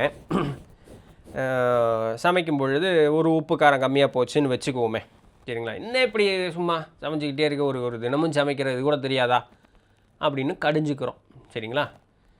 இப்போது அந்த நேரத்தில் அந்த கடிந்து கொள்வதற்கு முன்னதாகவோ இல்லை பின்னமோ நம்ம ஒரு சிந்தனைக்குள்ளே போகணும். இந்த உப்பு காரம் இல்லைங்கிறது வந்து நாக்குக்கு எவ்வளோ உணர்த்தி கேட்குது இல்லைங்களா. அப்படி யோசிக்கணும். இந்த நாக்குக்கு எவ்வளோ உணர்த்தி கேட்குது. ஒரு இத்தனூண்டு தான் துளி உப்பு, அம்மா அந்த உப்பு கொஞ்சம் போடு சாமி அப்படின்னா வேலை முடிஞ்சுது. இது கொஞ்சம் உப்பு கம்மியாக இருக்குதுமா, அப்படி கொஞ்சம் போடு, வேலை முடிஞ்சுது. ஒன்றுமே இல்லை, அது ஒன்றுமே இல்லாதது. காரம் கொஞ்சம் இன்றைக்கி கொஞ்சம் கம்மியாக இருக்குது, அவங்க ஏதோ ஒரு காரணத்துக்காக வச்சுருக்கோம், அவங்களுக்கு உடம்பு முடியாமல் இருக்கும். அந்த என்ன எல்லோரும் ஒட்டுக்காக சாப்பிட்றோம், கொஞ்சம் காரம் கம்மியாக இருக்குது, ஆமாம் இந்த மாதிரி கொஞ்சம், சரி உப்பு கொஞ்சம் கம்மியாக இருக்குது, அப்படியே போட்டால் வேலை முடிஞ்சுது. இல்லை நாமளே எந்திரிச்சு போய் போட்டு வந்தோம்னா வேலை முடிஞ்சுது. அப்போ இங்கே என்ன நடக்குதுன்னா, அந்த நாவில் அந்த ருசிக்கு அடிமையாயிட்டோன்னு அர்த்தம்.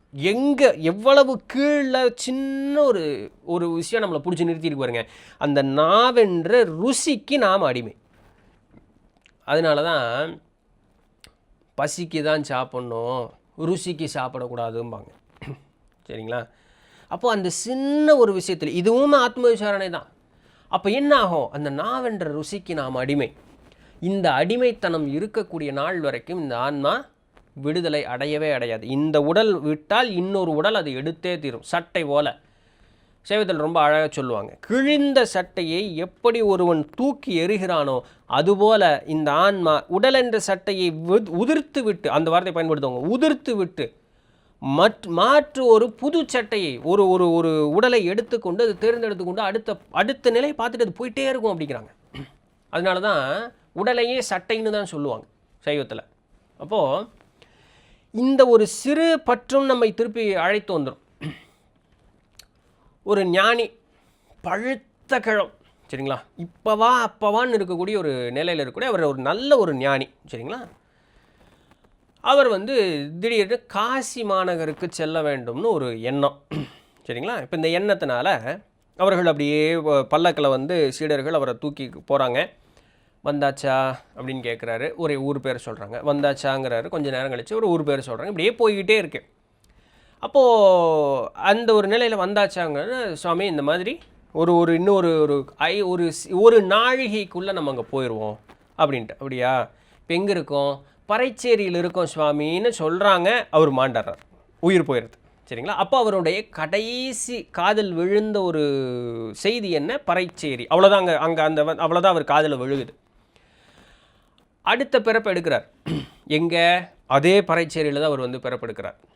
ஆனால் பிறக்கும் பொழுதே அவர் ஞானியாக இருக்கிறார், சரிங்களா. அப்புறம் அது ஒரு கதை அப்படி விரிஞ்சு வரும், ரொம்ப அழகாக இருக்கும் அந்த ஒரு கதை. அவர் மூலமாக எப்படி பிறருக்கு எப்படி ஒரு முக்தி பேர் கிடைக்குது, இறைவனிடம் எப்படி சென்று சேருகிறார்கள் அப்படின்ட்டு ஒரு கொலைக்களத்தில் கொலையாளியாக போவார், அந்த கழுத்தை துண்டிக்கக்கூடிய. ஆனால் அந்த இடத்துல அவனுக்கு வலிவேதனைகள் இல்லாத போல இவர் ஒரு நிகழ்வு அங்கே பண்ணுவார். அதுதான் ஞானியர்களுடைய நிலை. இது எதற்காக சொல்ல வரேன்னா, அந்த இறக்கும் தருவாயில் நம் காதில் என்ன விழுகுதோ ஒன்று, இல்லை இறக்கும் தருவாயில் நாம் எதன் மீது ஊன்றி நினைப்பை வைத்திருக்கிறோமோ ரெண்டு, இது ரெண்டுமே நம்மளுடைய அடுத்த பிறப்பை தீர்மானிச்சிடும். அதனால தான் இறப்பினுடைய படுக்கையில் இருக்கக்கூடியவர்களிடம் அந்த இடத்துல எதுவுமே பேச மாட்டாங்க, அவங்கள சுற்றி இருக்கக்கூடிய எதுவுமே பேச மாட்டாங்க. எதையாவது ஒன்று பேசுனா அவர்கள் காதில் விழுந்தால் அது அடுத்த ஒரு பிறப்பிற்கு தொடர்ச்சியாக மாறிடும். அவரவர் வினை அவரவருடைய அந்த மனசுக்குள்ளே என்ன ஓடுமா அது அவங்களுக்கு. நாமளாக புதுசாக ஒரு வினை கொண்டு போய் சேர்த்திடக்கூடாது ஒன்று. அதனால தான் அந்த இடத்துல பொறுமையே, ஏதாவது சாமிக்கு உண்டான அந்த ஒரு பாடல்களை படிப்பது ஏதோ ஒன்று, அதுவும் புரியாதது. இன்றைக்கி தமிழே புரியறதில்லை யாருக்கும், அப்படி ஒரு சூழல் ஆகிப்போச்சு. அதனால் புரியாத ஒன்று படித்தும் பயனில்லை, சும்மாவாது இருக்கணும் அந்த இடத்துல அமைதியாக, சரிங்களா. இதெல்லாம் பெரியவர்கள் வழக்கத்தில் கொடுத்து வைத்திருக்கிறார்கள். என்ன இங்கே நடக்குது, இந்த மனமானது அந்த நேரத்தில் இறக்கும் தருவாயிலும் கூட ஒரு வகையான பற்றுதலை பிடிச்சிக்கும். அதனால தான் அவ்வளவு வலிமை வாய்ந்தது, ரொம்ப கேர்ஃபுல்லாக ஹேண்டில் பண்ண வேண்டியது அந்த மனமானது. சாகர நேரத்தில் சங்கரான்னா பயனில்லைன்னு ஒரு பழமொழி சொல்லுவாங்க, தெரியுங்களா. அந்த பழமொழி காரணம் இதுதான். அப்போது அந்த இறைவனுடைய நினைப்பு, இறைதான் எல்லாமே, நானும் இறை, என் உடலுக்குள் இருக்கக்கூடிய ஒரு அணுவும் இறை, இந்த ஒரு அணுவும் சேர்ந்து அவயங்களாகி, இந்த அவயங்களெல்லாம் சேர்ந்து இந்த உடலாகி, இந்த உடலே எதற்கானதாக ஆச்சுன்னா இதற்குள் இருக்கக்கூடிய இறையான அந்த ஆன்மாவிற்கு ஒரு வாகனமாக மாறியது, அவ்வளோதான். அப்போ இந்த வேலைகள் எல்லாம் செய்கிறது இந்த ஆன்மா தான். ஆனால் என்ன, அந்த ஆன்மாவின் மீது ஒரு வகையான களும்பு போல, செம்பின் மீது படர்ந்த களும்பு போல என்ன இருக்குது, இந்த ஆணவம் கண்மம் மாயின்னு சொல்லக்கூடியது இருக்குது. இந்த மாயை எனக்கு அது வேணும் இது வேணுன்ட்டு இருக்குது. ஆனால் இது எல்லாம் நிலையில்லாதது. இதை வயது கொண்ட காலத்திலிருந்தே, சிறுபிள்ளையிலிருந்தே பிள்ளைகளுக்கு சொல்லி வளர்த்தணும். அப்பா பற்று தவறு, நீ யாருமே ஆன்மீகம் உங்களை விட்டு ஓடுன்னு எங்கேயுமே சொல்லவே கிடையாது. நல்லா புரிஞ்சுக்கணும். வெள்ளை உடுத்திக்கோ, காவி உடுத்திக்கோ, ஓடி போயிரு விட்டு அப்படின்னு யாரும் எங்கேயும் சொல்லவே இல்லை. நல்லா புரிஞ்சுக்கணும். அப்போது குடும்பத்தோடு இரு, மனைவி மக்களோடு இரு, பொருள் ஈட்டிக்கொள், அதில் எந்த விதமான தவறும் கிடையாது. கணவன் மனைவியர் அப்படின்னு சொல்லக்கூடியவர் கூடி இன்பம் துய்ப்பதில் ஒரு தவறும் இல்லை. அது உடலினுடைய தேவை. நாவின் ருசியாக உணவு எடுத்துக்கொள்வது தவறே கிடையாது. பிள்ளைகளோடு கொஞ்சி விளையாடி மகிழ்வது தவறு கிடையாது. தேவைக்குண்டான அளவுக்கு பொருளை ஈட்டி சேமித்து வைத்து நல்லபடியான ஒரு வாழ்வை வாழ்வது தவறே கிடையாது. இது எதன் மேலையும் பற்று வைக்காதேங்கிறத மட்டும்தான் சொன்னாங்க. ஏன் அப்பா, இது ஒரு கால் இருப்பது போல் அடுத்த நாள் இருக்காது, மாறி போயிடும். இந்த மாற்றம்ங்கிறது உண்மைங்கிறத புரிஞ்சுக்கோ. எப்படி வெளியே மாறுதோ அப்படித்தான் நீயும் மாறிக்கிட்டே இருக்கேங்கிறதும் புரிஞ்சுக்கோ. ராத்திரி நேரம் தூங்கும் பொழுது இருக்கக்கூடிய நல்ல ஒரு நினப்பு காலை பொழுதில் எந்திரிக்கும் பொழுது நம்ம உடல் மேலேயே நமக்கு நல்ல ஒரு அபிப்பிராயம் இருப்பதில்லை. அப்புறம் போய் எல்லாம் குளிச்சு நடிச்சு வரும்பொழுது தான் நமக்கு ஒரு நல்ல ஒரு அபிப்பிராயம் நம்ம மேலேயே நமக்கு வருது.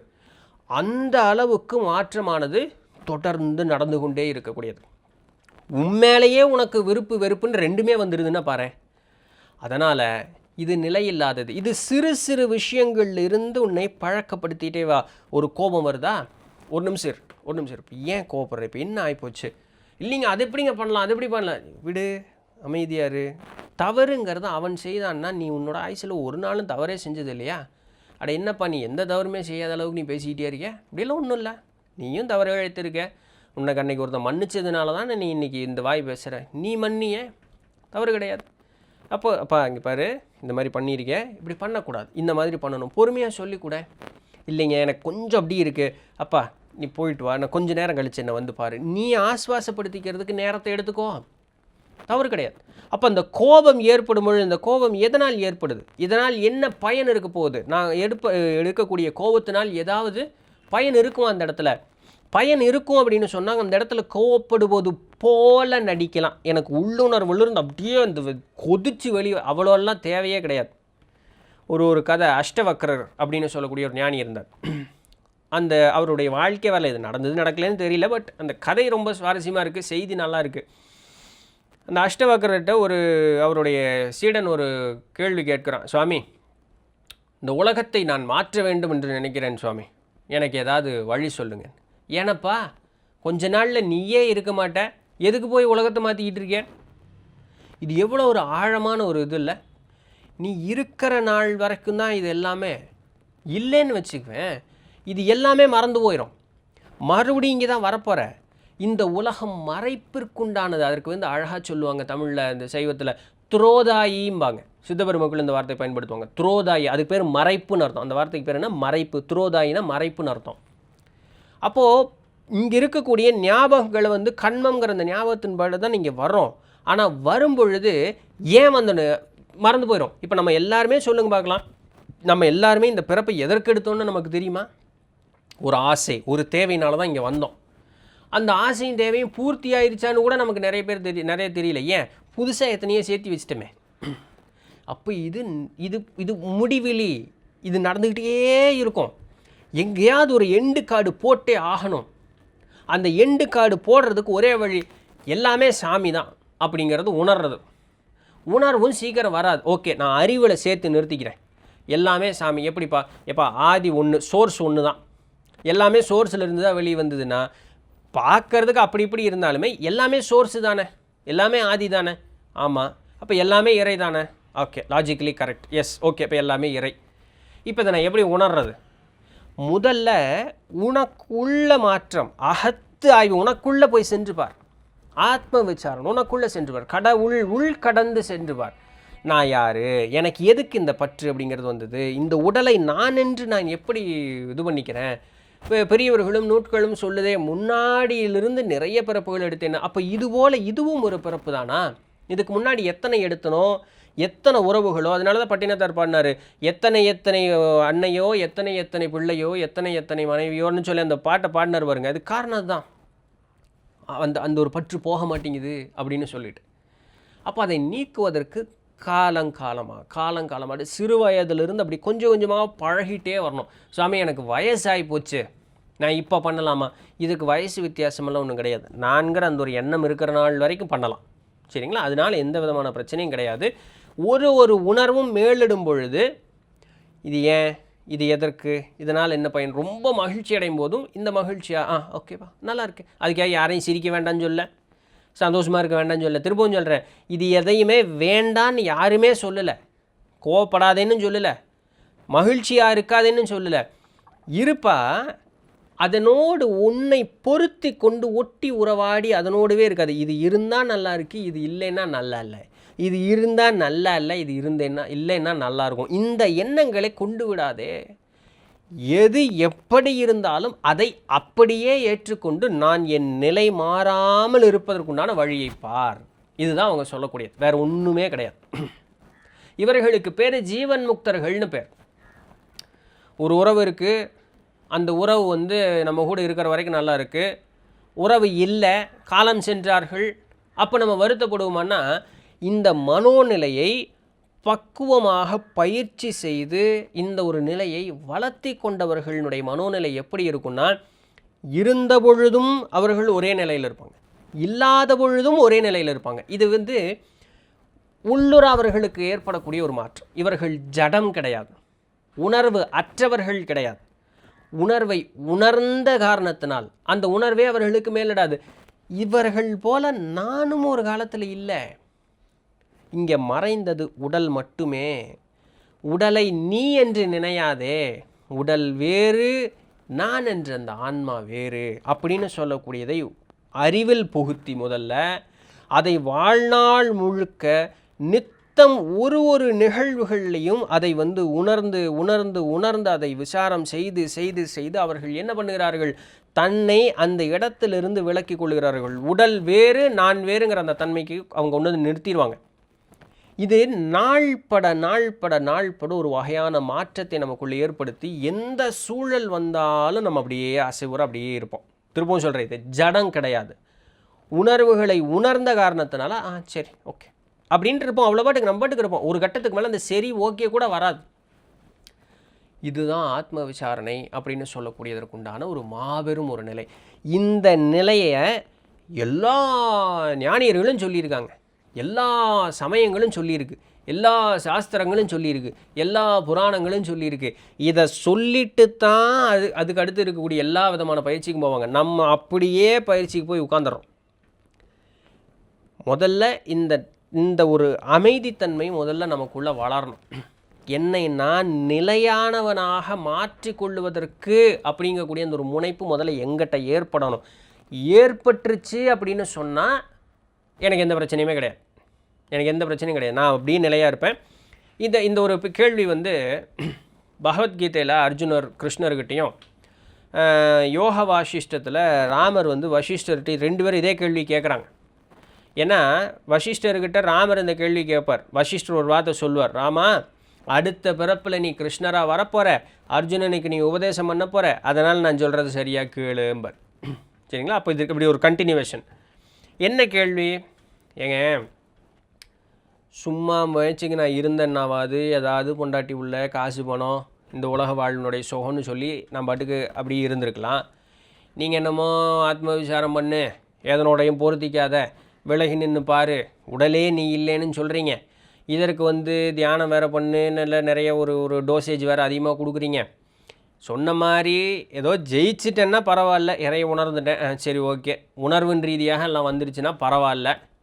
அப்படி எதுவுமே வராமல் சேர்த்துக்கிது போயிட்டேன்னா ஆற்றுல ஒரு கால் சேத்துல ஒரு கால் மாதிரி ஆகி போயிருமில்ல. அதுக்கு நான் பேசாமல் தெரிஞ்ச ஒரு விஷயத்தை நான் செஞ்சுட்டு போயிடுவேன்ல. இங்கே இப்போ எனக்கு இப்போ சுகம் கிடைக்குதே, அதை நான் அனுபவிச்சுட்டு போயிடுவேனே. இது என்ன சாமி ஒரு அர்த்தமில்லாத ஒரு இதாக இருக்குது, குழப்பமாக இருக்குது அப்படின்னு கேட்கும்போது அவங்க சொல்லுவாங்க, நல்லா அழகான ஒரு இது. உண்மை நீ சொல்கிறது தப்பு ஒன்றும் கிடையாது.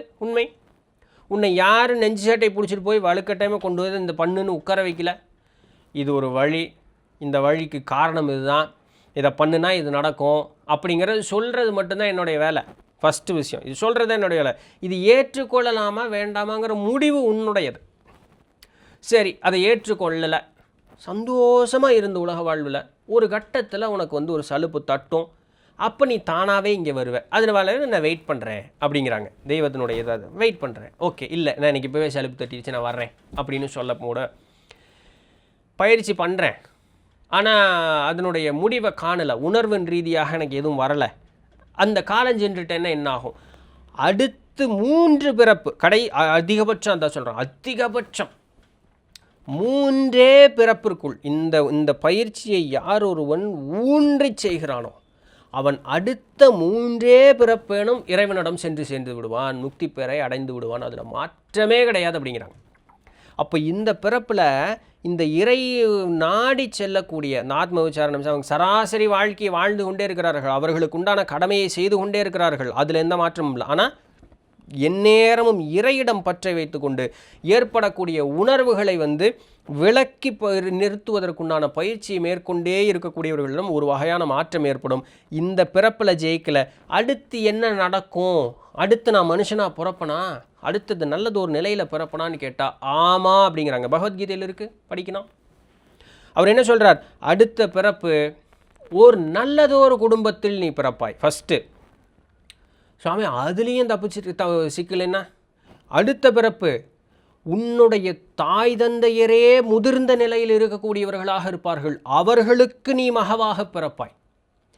சாமி அதுலேயும் மிஸ் ஆகிடுச்சு அப்படின்னு சொன்னால் அடுத்த பிறப்பு நீ வரும்பொழுதே ஞானி தான்டா, உனக்கு அந்த 3வது பிறப்பு வரும்போதே நீ ஞானி தான், உனக்கு அப்படியே அந்த திருவருளே குருவருளாக உனக்கு டொயிங் அப்படின்னு ஒரு ஞாபகப்படுத்தி கொடுத்துட்டு அது வாட்டுக்கு போயிடும், நீ அவ்வளோதான் கிளம்பிட்டே இருக்க வேண்டியதுதான் முக்தி அப்படிங்கிறாங்க.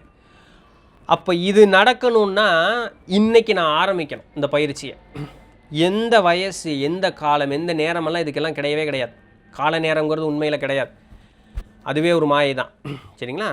அப்போ இப்பொழுதிருந்தே நான் நான் எதுக்கு இது நிலை இல்லாதது. அப்போது இது நிலைப்படணும்னா இதை நிலை நிறுத்துவதற்கு ஒரு சக்தி எனக்கு ஒரு தேவை. அந்த சக்திக்கு பல உருவங்கள் நம்மளுடைய கலாச்சாரம் கொடுத்து வைத்திருக்கு, இந்த உலக கலாச்சாரம் கொடுத்து வைத்திருக்கு. அப்படி அந்த சக்திக்கு ஒரு உருவம், உங்களுக்கு பிடிச்ச மாதிரி ஒரு உருவத்தை நீங்கள் கும்பிட்டுக்குங்க. சரிங்களா? நான் அதனால தான் என்னன்னு கூட அது சொல்ல, உங்களுக்கு ஒரு உருவம் பிடிச்சிருக்கும், அந்த தெய்வ சக்திங்கிறதுக்கு ஒரு உருவம் இருக்குது, உங்களுக்கு எந்த உருவம் பிடிச்சிருக்கோ அந்த உருவத்தை ஒரு உருவத்துக்கிட்ட போகணுன்னு அவசியம் கிடையாது. சரிங்களா? அதுதான் இந்த உலக வாழ்வுன்னு மேலே இருக்கக்கூடிய ஒரு மாயை செய்யக்கூடிய வேலை. அப்படி பண்ணணும்னு அவசியம் இல்லை, ஒன்று மேலே நிறுத்தினா போதும், எல்லாமே சக்தி தான், எல்லாமே நல்லது ஒரு நிலையில் இருக்கக்கூடியது தான். அதனால் அந்த ஒரு உருவம் நமக்கு வழிகாட்டும். இது எதுக்குன்னா அந்த 1 பாயிண்டட்னஸ் ஃபோக்கஸ்க்காக, ஒரு மனோநிலை பதிவதற்காக சொல்லக்கூடிய அந்த ஒரு இதுதான், மற்றபடி வேறு ஒன்றும் கிடையாது. சரிங்களா? அப்போது இந்த பக்தி அர்ப்பணிப்பு முதல் விஷயம், பக்தி இருந்தே ஆகணும், அர்ப்பணிப்பு இருந்தே ஆகணும். இது இருக்கும் பொழுது மனம் ஒரு வகையான இலகுவான சூழலுக்கு நம்மளை கொண்டு போய் நிறுத்தும், அன்பு தானாக கூடும். இது உங்களுடைய ஆத்ம விசாரணை எளிமைப்படுத்தி கொடுத்துரும். இதற்கு வலு சேர்க்கக்கூடியது தியானம்னு சொல்லக்கூடிய அந்த ஒரு நிலை. அப்போ இது எல்லாம் ஒரு கம்ப்ளீட் பேக்கேஜ் மாதிரி இதே ஆர்டரில், நான் சொன்ன ஆர்டர்லேயே அப்படியே பண்ணிகிட்டே வந்தீங்க அப்படின்னு சொன்னால் இந்த பிறப்பிலேயே மாபெரும் ஒரு மாற்றம் அப்படிங்கிறது நமக்குள்ளே எழும். அகத்தீசனார் தன்னுடைய அந்த நூல் பேரை மறந்துட்டேனே, அகத்தீசனாரனுடைய சரி பரவாயில்ல, அந்த ஒரு நூல் அகத்தீசனாரனுடைய ஒரு நூல், அந்த நூலில் அகத்தீசனார்னு சொல்கிற பா உனக்கு ஒரு காரியத்தை விடணும்னு மனசில் நினச்சிருக்கிறியா, விட்டுறலாம்ப்பா, நீ ஒன்றும் மெனக்கெடெல்லாம் செய்யாத, சரியா, உன்னை வலுக்கட்டாயப்படுத்திக்காத, ஒன்றும் பண்ணாத, நீ செய்கிற காரியத்தை செஞ்சுக்கிட்டே இரு, ஆனால் இந்த காரியத்தை உடனும் அப்படின்னு சொல்லக்கூடிய அந்த ஒரு மனோநிலை மட்டும் ஊன்றி மனசில் நிறுத்திக்கும், அது போதும், அது ஒன்றை மட்டும் பண்ணு, இது உற்றணும், இது சரிப்பட்டு இது சத்தியத்திற்கோ இல்லை இறையிடம் செல்லுவதற்கோ ஒரு துன்பமாக இருக்கிறது, இதை நான் விடணும் அப்படின்னு சொல்லக்கூடிய மனசில் ஊன்றி நிறுத்திக்கும். ஆனால் நீ சராசரி வாழ்ந்துக்கிட்டே இரு. காலம் செல்ல செல்ல செல்ல ஒரு கட்டத்தில் நீ நின்று திரும்பி பார்ப்ப, அட இந்த ஒரு காரியத்தை நான் பண்ணிகிட்டு இருந்தேனே, எங்கே பண்ணவே இல்லை, அட எல்லாம் விட்டுட்டனே அப்படிங்கிற ஒரு மாற்றம் உங்கள்கிட்ட வரும். உன்னை அறியாமலேயே நீ அதிலிருந்து விலகி விடுவாய். உன்னை வலுக்கட்டாயப்படுத்தணும்னு எந்த காலத்திலும் எந்த அவசியமே கிடையாதுங்கிறாங்க. இதை விட ஒரு ஆசான் நமக்கு என்னங்க சொல்லி தந்துட முடியும்? இல்லை, இதை விட வேலை எளிமையாக வேறு என்ன தான் இருக்குதுன்னு எனக்கு புரியல.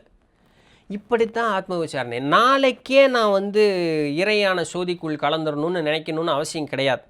நமக்கு அந்த அளவுக்கு தெம்பு திராணி இருக்குது, மனம் ஒரு நிலைப்படுதுன்னா அதுக்கு முயற்சியே தேவையில்லை, நாமளே கரைஞ்சிருவோன்னு பாருங்கள், இல்லையா? இவர் திருஞான சம்பந்தர் திருமணத்திற்கு அந்த ஊரில் இருக்கிற எத்தனையோ பேர் இருந்தாங்க, அத்தனையோ பேர்த்துக்கு அழைப்பு விடுத்திருப்பாங்க, ஒரு பெரியவங்க அந்த ஊரில், அதனால அழைப்பு விடுத்துருங்க. அத்தனை பேருமே அந்த இடத்துக்கு போனாங்க, ஒரு சொற்பமான அளவில் தானே போனாங்க. போனவர்களுக்கு எல்லாத்துக்குமே முக்தியை திருஞான சம்பந்தர் கதை தெரியுமா உங்களுக்கு? சாமிகிட்ட வேணும்னு ஒரு ஒளி இது அந்த திருமணத்தில் இருக்கக்கூடிய எல்லாத்தையும் கூப்பிட்டு போயிடுவார்.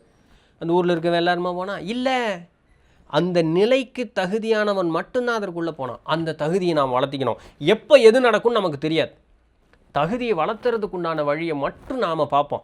மித்தது இறை பார்த்துக்கும். இறைங்கிற ஆற்றல் இருக்க தானே செய்யுது, அதில் மாற்றம் இல்லை, அதில் எந்த சந்தேகமும் இல்லை. அப்படின்னா நம்ம தகுதியை உயர்த்தி கொள்வதற்குண்டான வழியை பார்த்துக்கிட்டோம்னா போதும். பின்ன நடக்கிறதெல்லாம் தானாக நடக்கும். 1ஆம் கிளாஸுக்கு உண்டான பாடத்தில் நான் ஒரு முதிர்ச்சி அடைஞ்சேன்னா மட்டும்தான் நான் 2ஆம் கிளாஸுக்கு போக முடியும். இல்லைன்னா ஒன்றாப்பிலேயே மறுக்க உட்கார வேண்டியது தான். இன்றைக்கி இருக்கிற சட்டத்திட்டத்தோடு சொல்ல நான் சரியாக நடக்க வேண்டியதை சொல்கிறேன். அப்போ ஒன்றுங்கிறது நான் தீர்க்கமாக வலுவானவனாக இருக்கணும், அப்போ தான் 2க்கு போக முடியும். அதுபோல் இந்த நிலை ஒரு ஸ்டேபிளான ஒரு நிலை இருந்தால் தான் இதுக்கு அடுத்தது போக முடியும். இந்த ஸ்டெபிலிட்டி, சமத்தன்மை அப்படிங்கிறது ஆத்ம விசாரணையின் மூலமாக தான் வரும். முதல்ல உங்களுக்கு அர்ப்பணிப்பு வரணும், பக்தி வரணும், அதற்கப்புறம் ஆத்ம விசாரணை இருக்கணும். இதனோடு தியானமும் சேர்ந்து இருக்கும் பொழுது ஒரு மாற்றம் ஏற்படும்.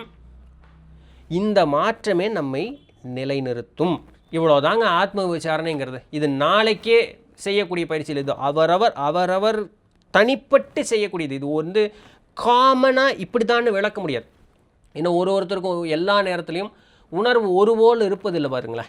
ஸோ அதை நம்ம மனசில் ரொம்ப கவனமாக எடுத்து வச்சுக்கணும். அப்போ இது போல தான் நம்மளுடைய வாழ்வினுடைய பயணம் அப்படிங்கிறது ஏற்படும். ஒரு சிலர் வைராக்கியத்தின்பால் முன்ன வேகமாக போயிருப்பாங்க, நம்ம பின்னாடி கொஞ்சம் பொறுமையாக போவோம்னா எல்லாரும் போவோம். ஆனால் அந்த வைராக்கியத்தை ஊன்றி நிறுத்தி நாம் பயணப்படுவதற்கு நாம் தயாராக இருந்தால் அதற்குண்டான முயற்சி அப்படிங்கிறத எடுக்கணும். அவ்வளோதான், மற்றபடி வேற இல்லை. உணர்வுகளுக்கு அடிமைப்பட்டு போகாமல் சரி பார்ப்பதன் மீதெல்லாம் ஆசை கொண்டு இல்லாமல் தேவைக்கு மட்டும் உண்டானதை சேர்த்து கொண்டு அதனோடு மகிழ்ச்சியாக கடமையை செய்து கொண்டு மகிழ்ச்சியாக வாழ்வதற்குண்டான நிலையை ஏற்படுத்தி கொண்டோம் அப்படின்னு சொன்னாலே அந்த மனமானது சாந்தமான நிலையில் கொண்டது. அந்த மனமானது இறையோடு பொருந்தி இருக்கக்கூடியதற்குண்டான பக்குவம் அடைந்ததாகவே கருதப்படுகிறது. அவர்களுக்கு நல்லது ஒரு மாற்றம் வாழ்வில் ஏற்படும். மாட மாளிகைகள் அவர்கள் இருக்கணும்னு அவசியம் கிடையாது. அவர்களுக்கு எங்கிருந்தாலும் அவர்களுக்கு குடிசையும் சரி மாளிகையும் சரி ரெண்டும் ஒரே மாதிரி தான் இருக்கும். இதுதான் ஆத்ம விசாரத்தினுடைய பலம். இப்போ அந்த சென்று பற்றக்கூடிய அந்த மனதினுடைய ஓட்டத்தை நிறுத்தி அப்படியே அந்த அமைதி அப்படியே அமைதின்னு சொல்லி கண்ணை மூடணுன்னா தியானத்தில் உட்காரணும்னு இல்லை, நிற்க நடக்க உட்கார. என்ன காய்கறி வெட்டுறது மட்டும்தான் எனக்கு ஞாபகம் இருக்கணும், அதை தவிர 10 ஞாபகம் எனக்கு வரக்கூடாது. அதுதான் ஆத்ம விசாரணையினுடைய ஒரு வெற்றி. ஒரு ஆஃபீஸுக்கு போகிறோம், ஒன்று எழுதிட்டு இருக்கோம், அது மேலே மட்டும்தான் நமக்கு கவனம் இருக்கணும், அதை தவிர வேறு எது மேலே இருக்கக்கூடாது. ஒருத்தர் திட்டுறது மேலே மட்டும்தான் கவனம் இருக்கணும். திட்டி முடிச்சு இந்த வந்தோன்னா அது மேலே மட்டும்தான் வேலை இருக்கணும். அந்த பழசை நான் திருப்பி இங்கே கொண்டு வரக்கூடாது. இதுதான் ஆத்ம விசாரணை. இதற்கு தான் நாம் பழகணும். எப்படிங்க கஷ்டம், கஷ்டம்தான், அதைத்தான் மாற்றுன்னு சொல்கிறதுக்கு தான் பழக்கமே. ஏன் எதுக்கு கேள்வி கேளுங்க. உங்களுடைய உணர்வுகள் உங்கள் மேலேயே நீங்களே கேள்வி கேளுங்க. இதுதான் அகத்தாய்வு, இதுதான் சத்விச்சாரம், இதுதான் ஆத்ம விசாரம். கேள்வி கேளுங்க. கேட்க கேட்க கேட்க தான் விடை தானாக மலரும். அதுதான் இங்கே பியூட்டியை. அப்போ பெரியவர்களுடைய பேச்சை கேட்பது, பெரியவர்கள் கொடுத்த நூட்களை படிப்பது, பெரியவர்களோடு பயணம் செய்வது, அவர்களோடு ஒரு கலந்துரையாடலில் இருப்பது, இது எல்லாமே இந்த ஒரு நிலையை நமக்கு வேகமாக உயர்த்தி கொண்டு வரும். வசிஷ்டர் சொன்ன வார்த்தைகள் இதெல்லாமே யோக வாசிஷ்டத்தில். சரிங்களா? பெரியவர் துணைகோடல் நம்மள சொல்கிறாங்க இல்லைங்களா, இப்படி தான். இதுக்கு தான் காரணம். திருக்குறள் இருக்குல்ல, பெரியவர் துணைகோடல்னு சொல்லி, இதுதான் காரணம். ஏன்னா எல்லாத்தையும் நானே படித்து நானே அனுபவப்பட்டுருக்கிறதுங்கிறது கொஞ்சம் சிரமம். யாரோ ஒருத்தங்க ஏற்கனவே படித்து எல்லா அறிவை சேர்த்து வச்சு அனுபவப்பட்டிருப்பாங்களா, அது அப்படியே ரா கண்டென்ட் அப்படி நான் வாங்கிட்டு வந்தேன்னா எனக்கு ஈஸியாக இருக்கும் பாருங்க. அதுக்கு தான் பெரியவர்கள் தேவை, அதுக்கு தான் குருமார்கள் தேவை. ஸோ இதன் வாயிலாக தான் நம்ம ஆத்ம விசாரணை செய்வோம். மாற்றம் மெல்ல மெல்ல நிகழும். இந்த மாற்றம் நம்மை எங்கிருந்து வந்தோமோ அதே இடத்திற்கு நம்மை கொண்டு போய் சேர்த்து உன்னதமான ஒரு நிலை, நமக்கு பேரானந்த ஒரு நிலையில் கொண்டு போய் சேர்க்கும் அப்படின்னு சொல்லிட்டு இந்த உரையை முடித்து கொள்கிறேன். உங்களுக்கு புரியும் போல் சொல்லியிருப்பேன் அப்படின்னு நம்புகிறேன். கொஞ்சம் காலம் எடுத்து சொல்லிட்டேன், ரொம்ப பேசியிருந்தேன் அப்படின்னு சொன்னால் மன்னிக்கணும். மதனையா அவர்களுக்கும் பொறுமையாக இவ்வளவு நேரம் கேட்ட அன்பர்களுக்கும் முதல் நன்றி. மதனையா அவர்கள் உன்னதமான ஒரு இறை பணி செய்து கொண்டிருக்கிறார். நம்மளால் பொருளாக அவர்களுக்கு உதவி செய்ய முடிந்தால் சந்தோஷம், முடியலைன்னாலுமே திருவருளிடம் வேண்டி அவருடைய பணி நல்லபடியாக சிறக்க வேண்டும் அப்படின்னும், இனியும் நிறைய பேருக்கு நல்வழி காட்டி கொடுப்பதற்கு அவருக்கு நல்ல உடல் நலமும் நல்ல செல்வ வளமும் நீண்ட ஆயுளும் அவருக்கு கிடைக்க வேண்டும் அப்படின்னு சொல்லி நம்ம வந்து இறைவனிடம் பிரார்த்தித்து கொள்ளுகிறோம். ஸோ இதனோடு சொல்லி என்னுடைய அந்த உரையை வந்து முடித்துக் கொள்ளுகிறேன். வாய்ப்பளித்த அனைவருக்கும் மிக்க நன்றி. திருவருள்.